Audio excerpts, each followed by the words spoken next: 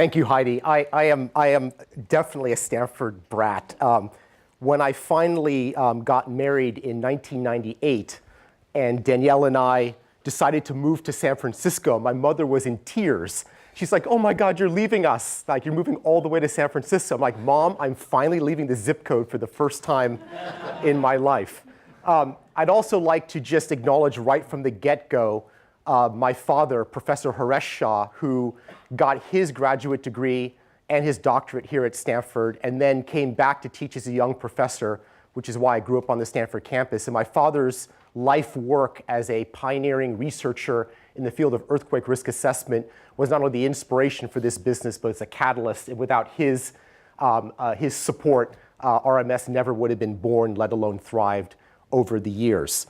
Now, as a catastrophe modeler, I had to check out this building before agreeing to come and give a presentation. So we ran this building through our model, and we looked it up in our database, and it's something we call a Class 3 construction, which is quite good. Recent construction, 125,000 square feet, 4 stories in height. I hope we've got that right in our database. We then looked at its local hazard environment properties. It's on soft rock to stiff soil. That's pretty good. Low potential for liquefaction, which is soil failure due to the water content in the soil, and very low landslide potential. We're on pretty firm, flat, and we're unfortunately about 4.3 miles from the San Andreas Fault. Now, when we crank this through our stochastic models, we are estimating that there is a 90% chance over the next 50 years that the damage to this building does not exceed 14%. Now, I know that would be cold comfort if an earthquake strikes during this presentation, but this is a pretty well-built, well-situated property, and according to the RMS models, you're in good shape, and we should be fine. So this photo was taken back in 1989 of Weimin Dong, my co-founder, who was an associate professor at Stanford, and myself. We look much younger and better 24, 25 years ago. And that's a copy of what we called Iris version 1, which we shipped on a 5¼ floppy diskette. As part of, I guess, being a faculty brat, we worked on the business plan here at Stanford. The whole thing was a bit of an accident because I took a class. I was an engineering student doing my master's work in what was then called the engineering management program. And the business school, I think in a nod to multiculturalism, set up a program that I think they called Entrepreneurship in High Technology. And the GSB welcomed a few of us scruffy engineering grad students into their class to kind of foster some cross-functional collaboration and some innovation.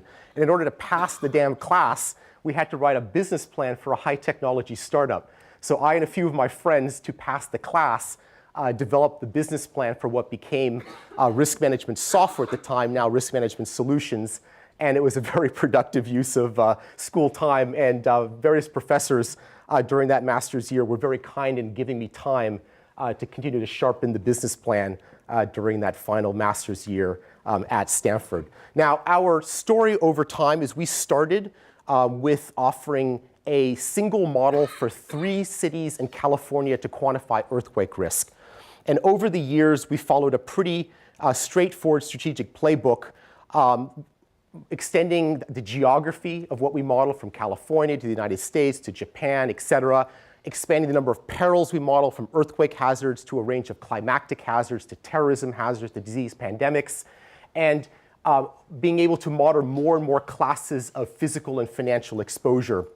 And this has been our journey over the years. What I'd like to do in this talk is not bore you too much with the background of RMS, give you a bit of context about the business, tell you some stories about some of the shenanigans and challenges that we encountered along the way, and then wrap up with a few comments about what I may have learned or be learning about this, and then try to leave some time at the end for questions. Now, one mark of progress in a business is that our models have gotten a lot more sophisticated over the years. So when we started version 1, again, 3 cities in California, earthquake risk only, we shipped on 17 5¼ floppy diskettes. Our most recent release in 2013, global models, multiple perils. If we shipped on 5.25-inch floppies, it would be about 500,000 of these 5.25-inch floppies, probably a cargo container load full of media to drop on premise at a client's side, which is one of the reasons we're now moving to the cloud. But I guess that's progress of sorts. So we now have a pretty wide range of models for most geographies around the world. We model earthquake risk, we model hurricane risk, we model cyclone risk, typhoon risk, flood risk, fire risk, winter storms, tornado, hail. We model terrorism risk, 28 different attack modes from improvised explosive devices to chemical, nuclear, biological, and radiological devices. We model a range of pandemic diseases that could cause significant human casualties and financial impacts around the world. And we also even have a practice that is modeling what we call longevity risk, which is trying to assess the potential for a catastrophic increase in life expectancy due to things like the biology of aging and regenerative medicine. There is a chance that life expectancy increases in very unexpected ways. And while that's a good thing for all of us, it could be a significant financial catastrophe for some institutions. And so that's a growing practice in the business. And we're even doing some research and development around things like supply chain risk and for financial contagion as well. So pretty broad range of peril models, catastrophe models for a wide range of geographies, for a wide range of exposures. A couple just factoids about the business. We started, there were 5 of us. We're now the world's leading catastrophe modeling firm. We have 1,300 employees around the world. We have hundreds of clients. This is not a business that has tens or hundreds of thousands or millions of consumers pinging our website. This is a business that serves hundreds of institutional clients around the world to help them manage their financial risk to catastrophic events. We have a subscription business model in which we license our analytics and our intellectual property with an annual recurring revenue model while we do some consulting work. And just to give you a sense of individual client revenues range from about $100,000 a year to license our models and data and analytics to over 10 million a year is our largest single client. And our models are embedded into the fabric of the insurance, reinsurance, and special investors that we serve, helping them to price, structure, and underwrite risk, assess and manage capital and exposure to these risks, and develop and implement mitigation strategies to reduce the consequences of these disasters. I thought I'd say a couple of words about what the hell a catastrophe model is, for those of you who might be wondering. This is not a closed-form mathematical model. This is not a single analytic expressed with n parameters. It is a composite model, which is an attempt to characterize using stochastic techniques the underlying characteristics of earthquake occurrence. In this case, the frequency of events, where they occur, what the local consequences are of those events, saying ground shaking at this site, what the exposure is to this individual building, to that ground shaking, how that translates into things like physical damage to the property and potential for human harm for occupants in the building, through to the financial consequences of those damages so that our financial services clients can assess the risk. That's what we mean by a catastrophe model. This is just an illustration of an earthquake model, but the architecture is similar for the climactic hazard models, for the terrorism models, the disease pandemic models, and so on. There's lots of ways that these models can be expressed. Here's a couple of expressions of our terrorism model. You can express the model output as a scenario. So you can go into the stochastic model and pluck out an event, such as a 5-ton truck bomb attack in Times Square, New York City. We model the bomb blast, the effects of canyon channeling pressure waves through the urban environment. It could assess the footprint of damage from an individual scenario, in this case, a truck bomb attack. We can also express this as a risk map, which is the integration of all the possible events that we think might occur, so get a kind of contour of risk throughout, say, Manhattan. But our sort of defining and signature expression of risk is something that we call an exceeding probability curve, which is a way of expressing risk, which is what is the probability over a given time period that there is X dollars, euros, yen, pounds, what have you, of loss or greater to an asset or portfolio of assets. So this particular curve you'd read as saying there is a 1% chance per year that this asset has $200 million of loss or more from the underlying events that we're simulating. This asset could be millions of insurance policies, it could be one large industrial facility, it could be a large urban environment, but this is the kind of output that we generate. And it's pretty significant big compute, big data and analytic output.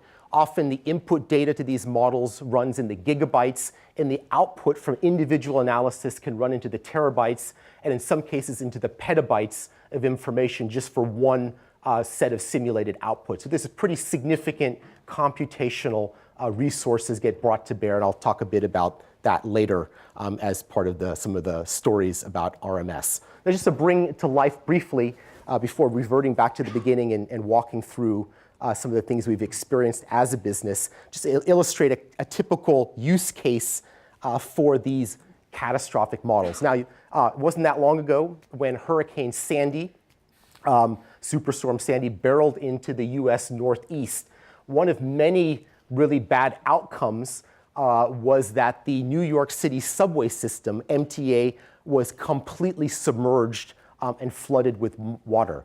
The economic losses were extraordinary to the New York subway system, and we were enlisted after Hurricane Sandy to help them construct a parametric hedge against future flooding losses to the New York MTA so that they can construct a bond against that parametric trigger and lay off financial risk from storm surge flooding into investors into the capital markets. And RMS got retained to perform the analysis of the New York City subway system, to help construct the parameters that would drive the trigger to the bond and help them construct the deal and then support the placement into the capital markets. This is the kind of financially minded use case around an RMS catastrophe model that happens quite often with our customers. And in this particular case, this particular catastrophe bond was awarded non-traditional deal of the year by Bond Buyer last year, and it helped the New York MTA close its financial risk gap to future storm surge events. And this is the kind of thing that we do, and there was a lot of publicity about this deal in the Wall Street Journal. So that's just one of many use cases that I could share about how catastrophe modeling gets used to inform financial risk management decisions in the real world and how we add value to our customers.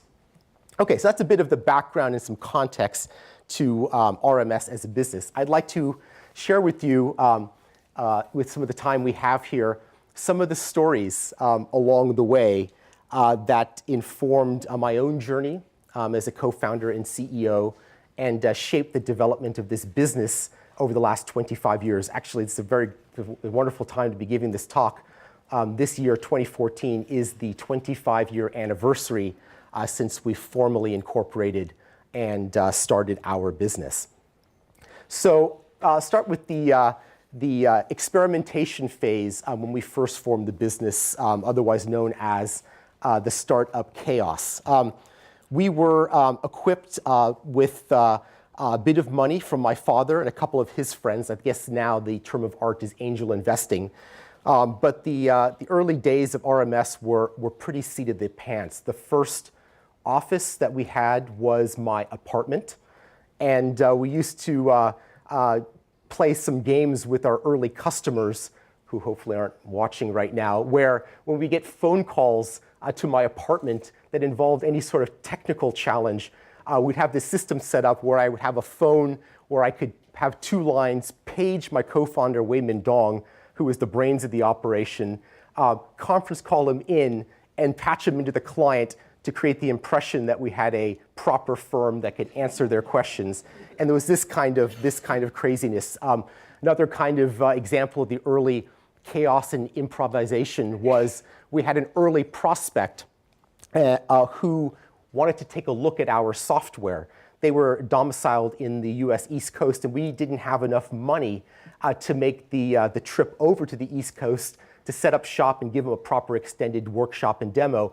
So being very naive, we said, well, tell you what, if you want to take a look at our software, why don't you advance us some money so we can fly out to visit you, run the workshop, and if you decide to buy the software, we'll credit it back against the purchase price. So it's a lot of crazy stuff like that.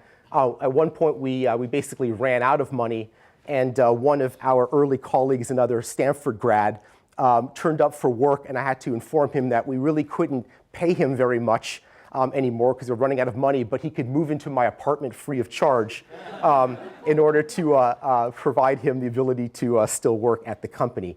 The early days were wonderful for a lot of reasons, not the least being the great team. I'd say of the first 25 people, I'm going to call out a couple of my early colleagues who are here in the audience today.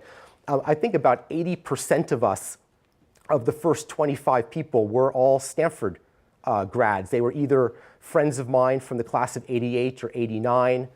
They were friends of friends who also were Stanford grads. They were part of my father's network of grad students, postdocs, research associates. So there's a real kind of Stanford ethos, camaraderie, and sense of shared mission that got us through a lot of those crazy days. We used to pull lots of all-nighters like every startup does, and we used to have staff meetings. The big choice of whether we have the staff meeting at the Stanford pub, Rich, remember, or 42nd Street. I don't know if any of you remember 42nd Street, which was a great bar in downtown Palo Alto where we used to have some of our staff meetings. Now, when we first got started, we did have a version 1 of our product. This is what it looked like. It shipped on these 17 5.25 floppy diskettes, coded in Fortran 77. But we understood even back then, we had the intuition to recognize that this was really a proof of concept. And what we needed to do in these early days was experiment and engage in actual work with real customers to really understand what was the product that we could deliver that would really solve concrete use cases and add concrete business value. So in the early days, what we set out to do was a lot of experimentation. Rather than saying, we had our V1 product, now we're going to take it to market, we spent a lot of time essentially, even though we knew very clearly that we were a software company, a lot of the early engagements were essentially consulting projects, signing up customer by customer on the concept that an earthquake risk model could add value, but really engaging with them, the consultative work, to figure out how this really could be made useful to a specific business problem. We spent countless hours and days holed up with our customers, understanding how they did business, understanding their vernacular, what kind of data did they capture, how did they make an underwriting decision, how did an insurance loss control engineer go into the field to collect data about a piece of property, to make a recommendation to the insurance underwriter, how could we deliver a piece of software that might facilitate that decision, and so on and so forth. So it was a period of great experimentation to really learn the use cases of our customers, get paid for doing so, in order to get to a place where we could say that we understood what the product strategy needed to be. Now, some of this experimentation got a bit crazy. One of the more wild experiments that we did, because you get distracted when you're 23, 24 years old, is that we thought, what if we offered a product which was an earthquake report that we could sell to homeowners in Palo Alto in order to help them as consumers assess their risk to earthquake damage. And we got off on this crazy tangent where we were constructing consumer brochures, buying mailing lists, mailing out brochures, collecting information by fax about homeowners' homes, running reports. It's like the old days of e-commerce when you order the sneakers, somebody goes, runs out, buys a pair of tennis shoes, and ships it to you. You know, we would get the fax in, we would type it into our computer, we'd compile a report and send it and charge $100. A complete disaster, and certainly something that we learned the hard way, not to build a business-to-consumer business around our earthquake risk analytics. But a lot of experimentation is learning not only what does work, what doesn't work. And as we approach the end of this experimentation phase, we learned a lot of things. But one thing that really got us into a bit of a jam was that by the early 90s, towards the end of this phase, we probably had about 22, 23 clients who had paid us real money to experiment with them on how an earthquake risk model for California could add value to an insurance or financial services use case. But with 22 clients, I think we had probably 23 or 24 versions of our software, and we were a little bit out of control. And it was a real challenge to balance that kind of need for experimentation in the context of actual customer use cases, and actually then reconcile that with the need to build a scalable business around a singular vision of what the product strategy was, and an actual product development plan to deliver that kind of capability. So a great deal of experimentation, some misfires, and a bit of a jam. We then got into a phase where it was really about establishing the business model. By 1993, we were able to raise about $3 million in venture capital on the basis of some of the early evidence that we had that customers would pay us money for an earthquake risk model. And we had been able to upgrade our digs from a small office in Palo Alto over to one on Castro Street in Mountain View. But at this point in the journey, I encountered one of the early crucibles that many young entrepreneurs encounter. And that's the recognition of one's own limitations, and to have the humility and the self-awareness to not stand in the way of what's needed to build a real business and grow.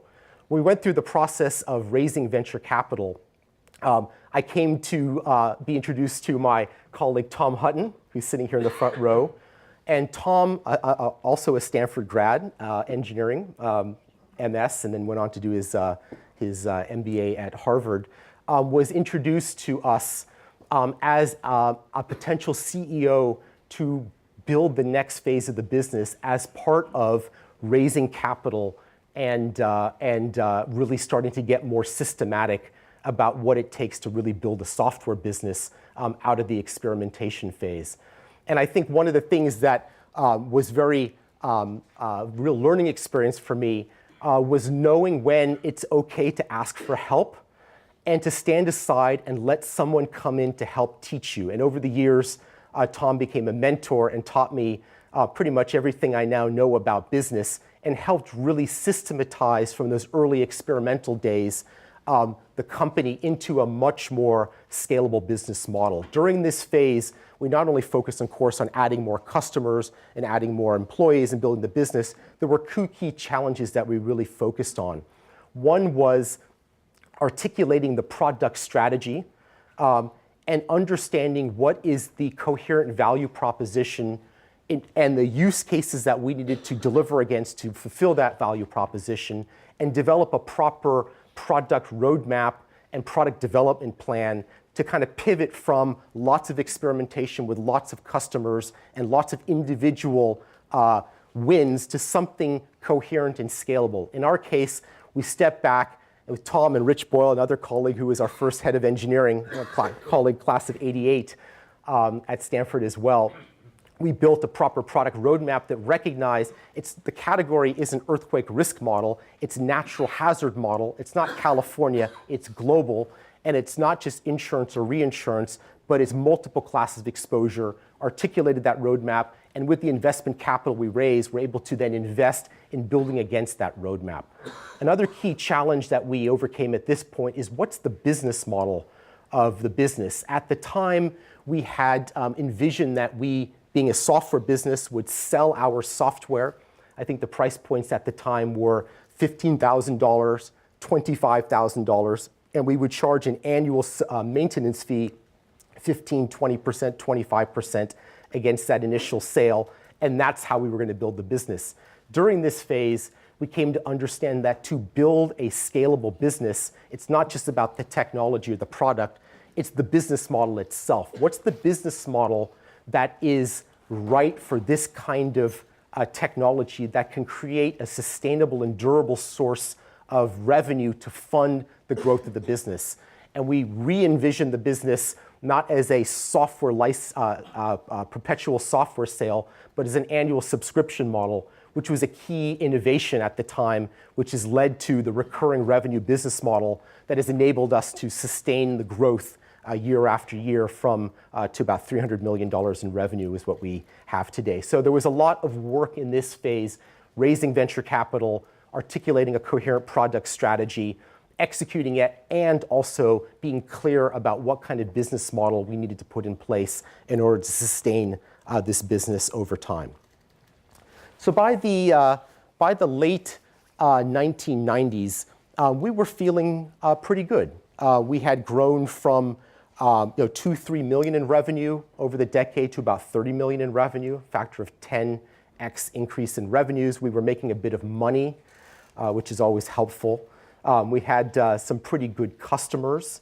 We had a range of models for different perils in different geographies around the world. And we even had, we were very thrilled, it's a sort of sign of coming of age, we even had an industry analyst called the Tower Group write a industry report about this nascent market called catastrophe modeling. And we felt like, okay, we've established the business, we have real customers, we have a good business model, we're making a bit of money. Analysts are talking about cat modeling as a product category. $30 million niche analytics business, that's not so bad. Lots of niche analytics business get to 20, 30, $40 million, and that's their potential. We've grown by a factor of 10. And we began to enter a phase I refer to in hindsight as the mature market fallacy. And this was a very interesting learning experience. There were a couple of things going on at this phase in the business. One is that we began to think of the business as starting to mature. When you look backwards, 10x growth, that's not bad. 30 million in software, recurring revenue is pretty good. We looked around and said, we've built models for most of the developed countries. We had an earthquake model, not only for the U.S. but for Japan. We had wind models for Europe. We had typhoon models for Japan. We had earthquake models for Latin America. We had penetrated a lot of our major target customers, and we started to think about the business as a maturing specialty analytics business that certainly we thought could continue to grow, but that perhaps the significant growth story was behind us.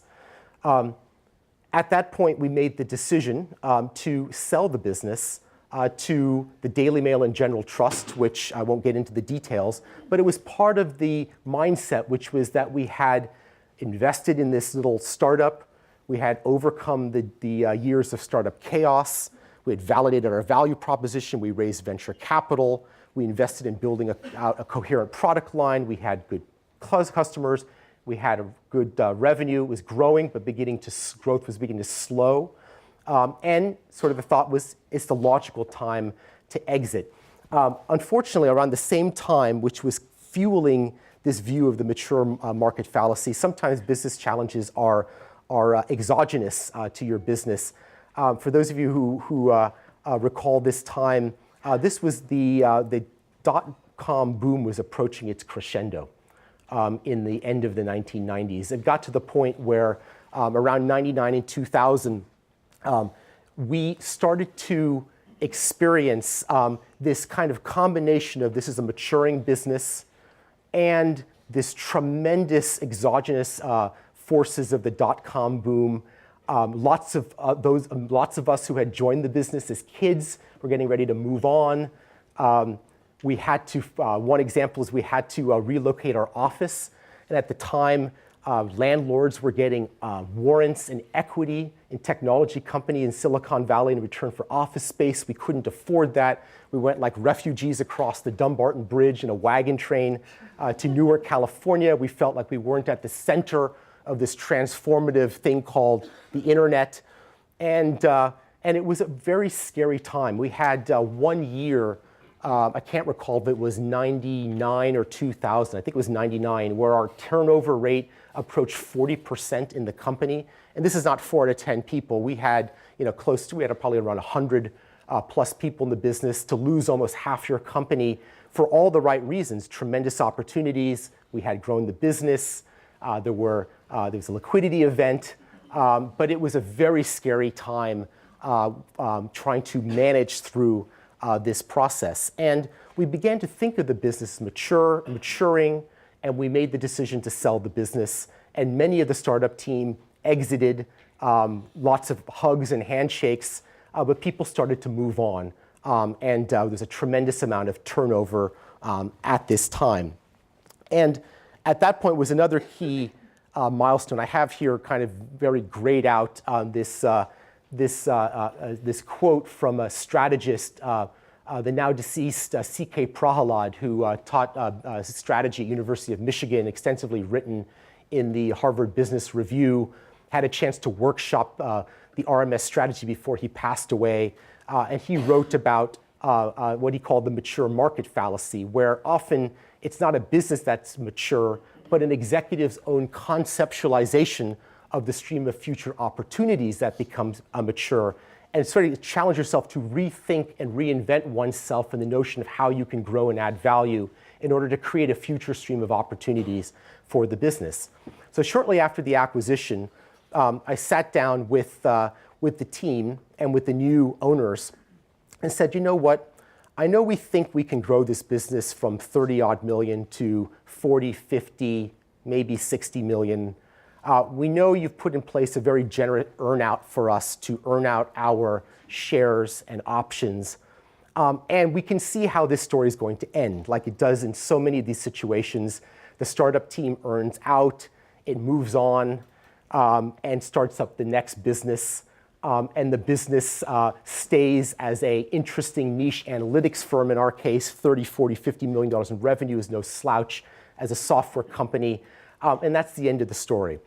And in this particular case, I'm not entirely sure why, maybe future years of therapy will help, but we sat down and we went to the new owners and we said, you know, we don't think this story is over. We don't think the next chapter is the earnout and success is a $50 million version of RMS with some real profits. How about a version of this story which is, we think we can grow to $100 million in business. And we had several ideas on how we might re-envision our opportunities for growth and how we can monetize that growth. And how about we essentially kind of restart things up again.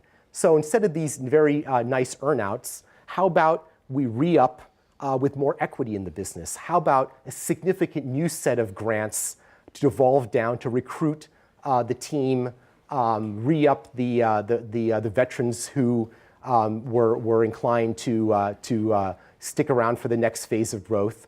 And let's see if we can actually make another run at this and not just sort of call it a day at a $30 to $50 million specialty analytics business. And to our great surprise, the new parent shareholder said yes. So we re-upped. A lot of equity was dispersed to the team.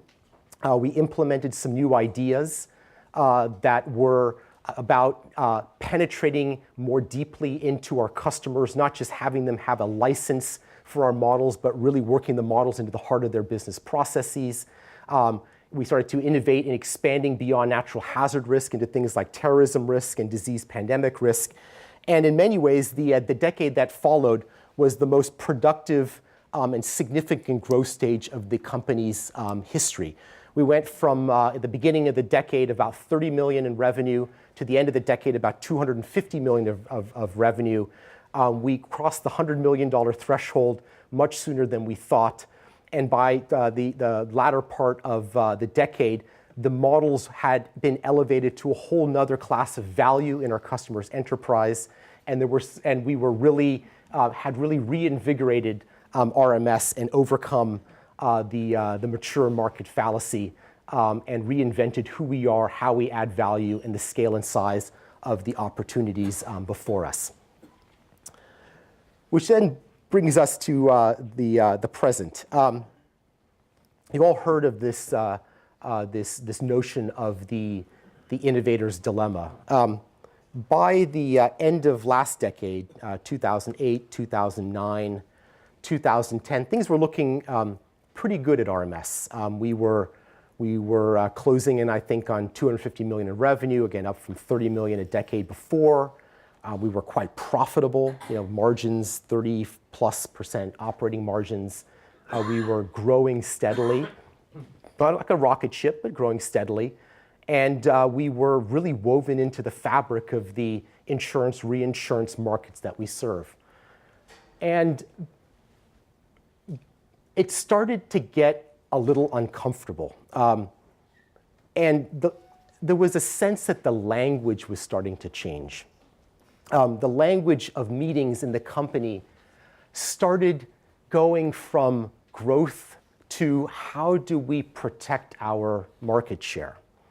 The language started shifting from how are we going to double the company again as the key metrics to how do we ensure we can keep a 50% market share in the business that we're serving. A lot of language that was self-congratulatory. It was language that was, we are the leaders, as opposed to we're leading. We are the most innovative company in the space, as opposed to innovating. And while what we did every day was quite innovative, after all, building stochastic models for typhoons and floods and terrorism is inherently incredibly stimulating and intellectually demanding work, we were running in the same playbook that we had been running for over a decade.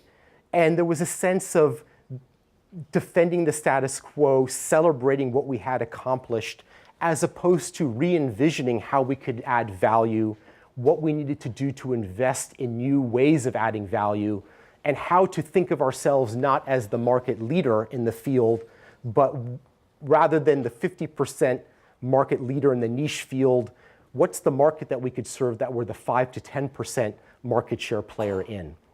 And it's the classic sort of innovator's dilemma, which is how do you make the shift from being so invested in one's own status quo to take the necessary risks to try to drive a new round of growth in the business.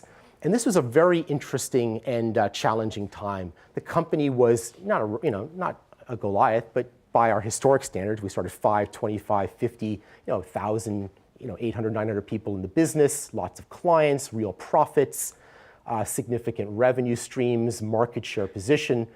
We re-envisioned, in a very top-down way, a new strategy for the business, which was one in which would require us to take some very significant risks in order to pivot our fundamental value proposition and how we add value in a way when we still had the tools at our disposal, the financial resources, the market position, the momentum, when we could still be in control, as opposed to settling on an increasing defensive posture about defending market share, defending position, and then waiting for the time for somebody to change the rules of the game out from underneath us.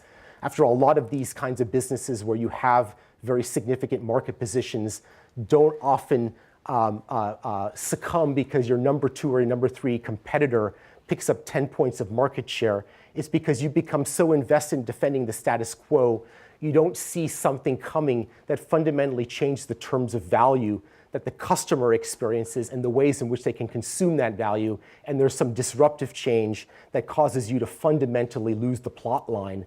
And then no matter how much you try to defend your market share, it's like sand running through your hands. So we went through this process, which was very challenging, because we went into our own organization and said, we need to undergo a substantial pivot in our strategy. We need to go from being primarily being seen as the world's leading provider of scientifically informed catastrophe models to delivering the exposure and risk management environment for this industry to, yes, analyze risk using models, but to manage risk. And to do so by opening an ecosystem of capability to our competitors and to others to build models and analytics and applications on our platform and deliver all of that software and platform as a service in the cloud. And these conversations were extremely difficult internally. some of the most challenging, and the story is not over yet, by the way, so I'm not quite sure how this is all going to turn out.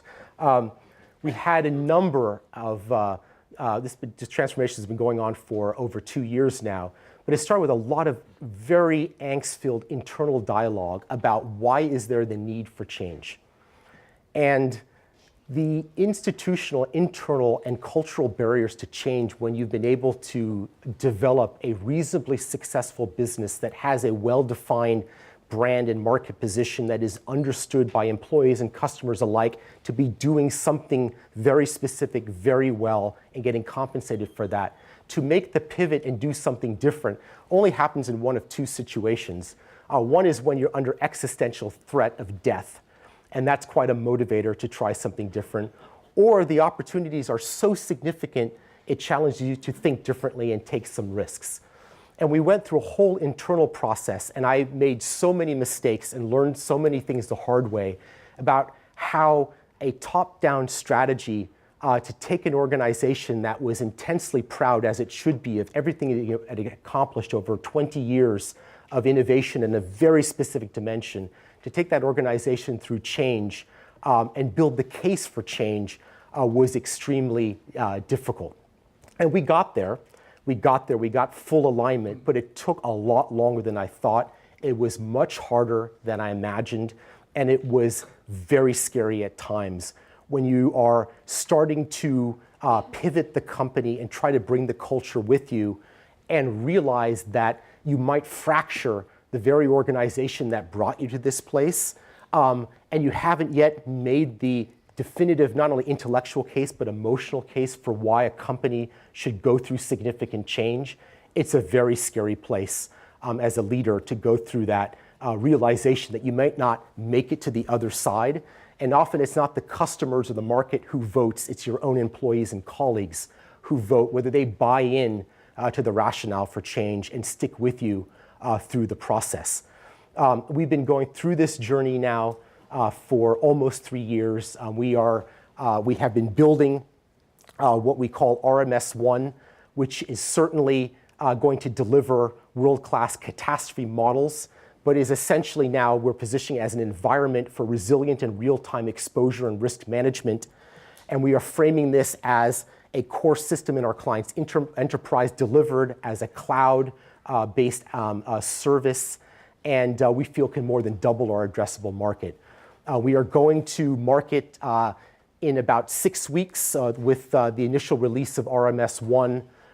So the story is not yet over, but we have made the pivot internally and gotten significant buy-in alignment and held the company together through a very significant internal change management effort, new priorities and investments in the business and technology and colleagues.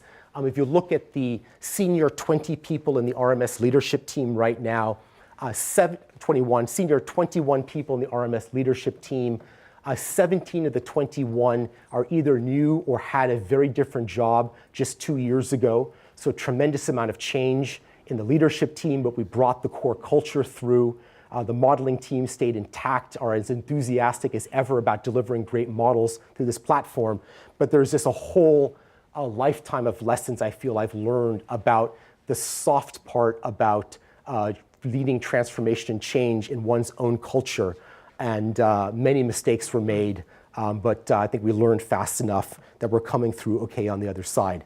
And now we're delivering a very significant new platform. Several $100 million of investment have gone into the software engineering and cloud computing infrastructure. We've stood up data centers in Iceland, in the UK, in Canada, here in California, and soon in Asia. We are going to market with a significant offering as a private cloud, not only to offer up our models, but the models of our competitors and others in what we hope to be as a specialized risk management ecosystem of third-party providers via our platform to this very large trillion-dollar global financial services industry that's looking to manage risk. Now, being modelers, we are still fiercely aware of our core DNA. Among other things we did is generate exceeding probability curves for the number of cores we would need to have on demand to meet the use cases of simultaneous clients firing off large-scale hurricane, flood, and earthquake analyses all at the same time. And we're modeling here the probability that in any one day during peak business season, we will need more than 30,000, 35,000, 40, 50,000. So this is significant big compute infrastructure that we're building to be able to scale up to deliver this much compute capacity in a cloud to the needs of an entire vertical market. And we haven't forgotten that we are modelers. As I close in on a couple of wrap-up comments, I do want to leave a little time for Q&A. What do I know? I have only worked at one job my whole career, lots of different experiences in that 25 years. But a couple of things that I wanted to share maybe as sort of summary thoughts. I guess first off is there is more to life than social media technology companies. You don't have to ride in a big gleaming white bus to come to work. And if you're interested in big data analytics, you can do something more socially meaningful than build algorithms to help people buy more stuff on the web. There are a lot of companies like RMS harnessing big compute, scientific computing, and very sophisticated analytic capabilities to solve really serious mission-scale problems, and encourage you as students to recognize that there are lots of cool companies doing very serious stuff with this kind of technology. Strategic intent matters.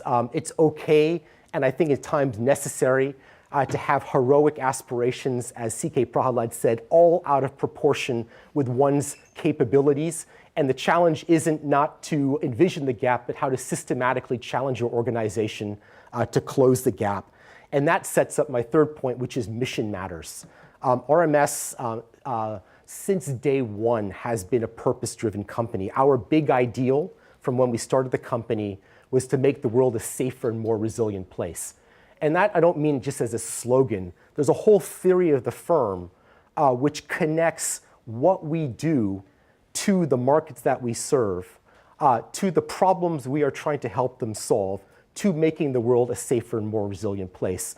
Both ex-post disasters by having more coverage to finance the recovery of communities after disasters, and ex-ante by building in the financial incentives to create mitigation to reduce loss when the events occur. Mission matters, and mission matters not because it's just cool and it makes you feel good when you look at it at your slogan on the wall, but when you need to go take an organization through years of change, and sometimes very painful change, whether it's almost 40% turnover due to exogenous factors in your business, or the pivot to a major strategic change, which is very risky, and how to hold your organization's culture intact. If you have a strong mission, it's not, do you have cool slides and do you get great sushi at lunch? It's, do you really have a purpose that your team buys into, that transcends the day-to-day of what you work, that really matters, that makes you believe in your core that what you do makes an impact? If you believe that, if you have that mission-based ethos in an organization, you can be extremely resilient at times of great change and challenge and risk, and take the organization through that journey. Another observation is sometimes things that matter take time. It seems like, I'm not I guess I am kind of an old guy coming back to Stanford to talk to a bunch of students, but it seems like so much focus now is around building and flipping and transacting businesses where, there might be a nod to a mission statement or a big, hairy, audacious goal. At the end of the day, the organization is started, geared, wired, and run to affect the takeout, the sale, the acquisition, or the liquidity event. And things that matter, and there's a lot of things in the world that need to be sorted out, the really big things that matter sometimes take time. Now, maybe you don't just stick around in the same business like I have for 25 years and to make a go of it, but I think we need to extend our half-life to solve the kind of problems requires a commensurate cognitive scale of thought, purpose, and action that can't be solved in a 3-year cycle and then on to the next thing. Sometimes these things take time, and I know it's hard to think in decadal terms, but I fully expect to be here in 25 years still in pursuit of this heroic mission. And finally, take the time to invest in your own learning and development and grow as a person. I know that can sound kind of soft and woolly coming from an engineer speaking to many engineers, but I think a lot of people now confuse developing oneself with networking. Right? You guys all do that yourself. Networking, yes, of course, there's opportunities to learn. That's not what I'm talking about. It's about having the humility to recognize how little you know and how important it is to continually and passionately invest in your own self-discovery to make yourself a more effective leader. One of the best opportunities I had, tremendous opportunity that took full advantage of, is that I got invited to participate in a leadership development program put on by the Aspen Institute. And unfortunately, it wasn't 2 years of full-time in Aspen, Colorado, but it was a 3-year elapsed time where I got the chance to spend many weeks in a program, intense program with some wonderful people in the spirit of community-based leadership, ethical leadership, and leadership with purpose. And it's these kinds of things that often get overlooked in the frenzy of the next big thing and the next flip and the next valuation round and the next startup, and find time to pursue one's own growth. And finally, I'd like to just say my own management team is very excited. I'm here. Out of this 20-odd person leadership team we have today, almost half of the team, about 40%, are Stanford alums, either in the business school or the engineering schools.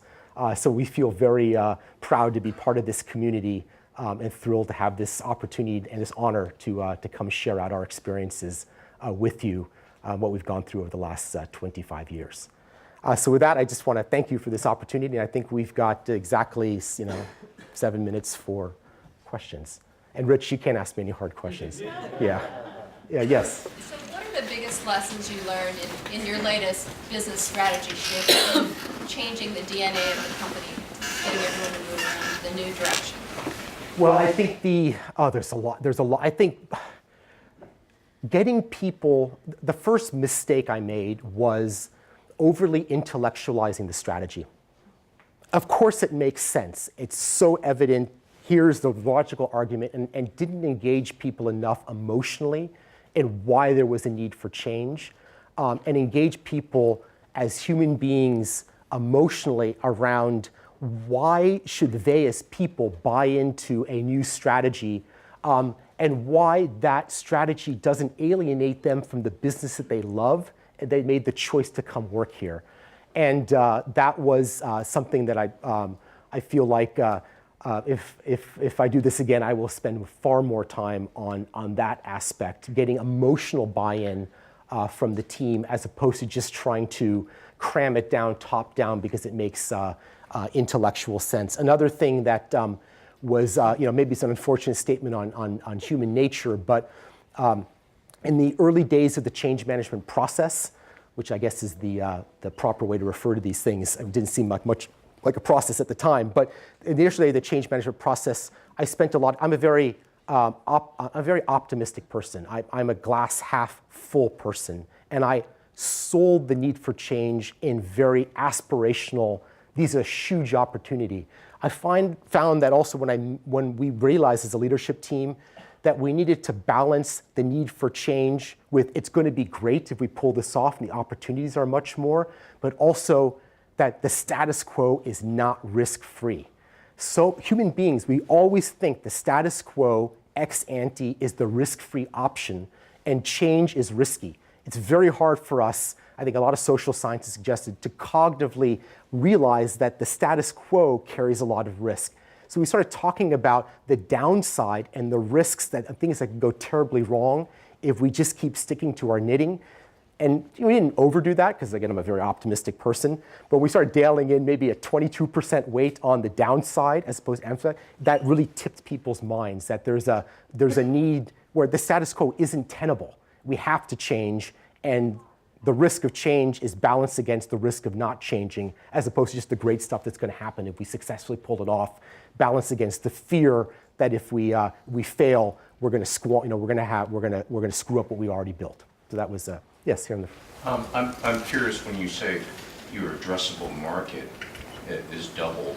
So what is that addressable market now? And does it also include things like financial market risk that MSCI borrows and all other kinds of risk besides physical risk? Yeah, the short answer is that the addressable market, the way we're defining it, is in the near term. We think we double the business. The longer term, it's the three vectors: volume, space. It's about extending into new classes of risk. So we've got R&D teams working on that kind of thing. The second is the pivot from the value is primarily built around it's not just the model, it's the environment and the platform in which these institutions manage risk, including consuming the tools, analytics, and applications of others. And the third is the customer's customer and the customer's customer's customer. A key part about the cloud proposition isn't just about doing things more efficiently, is we have a few hundred customers that are institutional. What about a few thousand customers or 10,000 customers, the broader community of interest that is exposed to catastrophic risk, not just large insurance companies and hedge funds, but corporations and entities around the world, that we can extend the tail of the business significantly. Yes? So I know you started up 25 years ago, so how do you keep that innovative, from the leadership perspective, how do you keep that innovative culture throughout those 25 years? And what type of strategies, what type of incentives do you use to motivate your employees? I think a lot of it is, what the psychological damage I got as a kid, I suppose. But we all know this. Everybody in this room is super ambitious and high achieving. There's some unquantifiable thing that gets you motivated to do that, and that's with you your whole life. I think a more practical response is this notion of mission really matters. If you really internalize why you exist and what your really big aspiration, not just I want to change the world, but what's the theory, that creates a very, very big context and a very distant horizon that stays evergreen and constantly creates this tension, where that when you look at where you are, you're forced to not just look backwards and think about how far you've come, how little progress you've made against your goal. And is that kind of creative tension that gets created, like, oh shit, we have so much still to do, that stimulates this kind of innovation and risk-taking that then gets worked into the culture of the company. Because you're always, you're stretching yourself so far in terms of this notion of what you want to accomplish as a business. Yes? So when is the right time to start your own company? Well, I think all I can speak about is my own experience. 22 years old, business plan was written in school. I got to work with great people like Rich and learned from people like Tom on the job. Other people might have the opportunity to go work someplace first to learn the skills that I learned from Tom on the job. There's no right answer. My own experiences was 22 years old. And June of 1989, we incorporated, and we're pulling all-nighters, answering clients' questions. Yes? I trust you're familiar with Nassim's talk, Taleb's anti-fragile concept. I'm just curious, how you kind of apply that to your clients. Not only telling them where the risks are, but how they can flip risk and sort of jujitsu on its head and benefit from unexpected. Yeah, we have this concept.